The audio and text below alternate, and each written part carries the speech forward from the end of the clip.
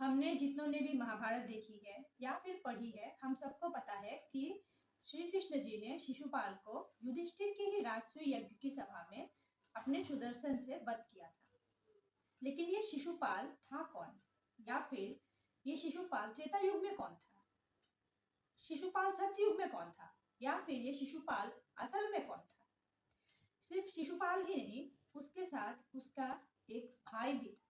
उसका सगा भाई नहीं था और वो भी माया युद्ध कर सकता था और उसके दांत इंसानों जैसे नहीं थे। उसका नाम था दंतवक्र। इन दोनों भाई का जन्म भी इसी तरह हुआ था। शिशुपाल भी 4 हाथ और 3 आंखें लेके पैदा हुआ था। ये दोनों ही जरासंध के मित्र थे और ये दोनों ही बहुत अच्छा युद्ध कर सकते थे।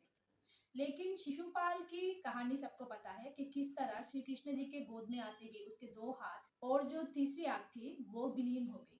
जब शिशुपाल का 100वां अपराध हो गया था, तब युधिष्ठिर की राजसभा में श्री कृष्ण जी ने शिशुपाल का वध किया। शिशुपाल का वध होते ही दंतवक्र को बहुत गुस्सा आया और उसने द्वारका पर हमला किया। द्वारका पर हमला करके उसने श्री कृष्ण जी को गदा युद्ध के लिए ललकारा। तब श्री कृष्ण जी ने उसके साथ गदा युद्ध की और वहीं पर श्री कृष्ण जी ने दंतवक्र की सीना फाड़ के उसका वध किया। अब ये तो हो गई द्वापर युग की कहानी, लेकिन आपको पता है कि ये दोनों दंतवक्र और शिशुपाल त्रेता युग में कौन थे? ये दोनों और कोई नहीं, रावण और कुंभकर्ण थे, जिनका वध श्री रामचंद्र जी ने किया था। और ये शिशुपाल और दंतवक्र सत्ययुग में कौन थे? ये दोनों थे हिरण्याक्ष और हिरण्यकश्यप। वो दोनों भी भाई थे। हिरण्याक्ष का वध किया था बड़ा अवतार ने और हिरण्यकश्यप का वध किया था नरसिंह अवतार ने। लेकिन ये दोनों असल में कौन थे? ये दोनों असल में वैकुंठ के द्वार रक्षक जय और विजय थे, जिन्होंने एक दिन ब्रह्मा जी के पुत्र सनकादिक ऋषि, जो 4 कुमार ऋषि थे, उनको वैकुंठ में प्रवेश नहीं करने दिया। सनकादिक ऋषि पूरा ब्रह्मांड में घूमते थे और ज्ञान प्राप्त करते थे।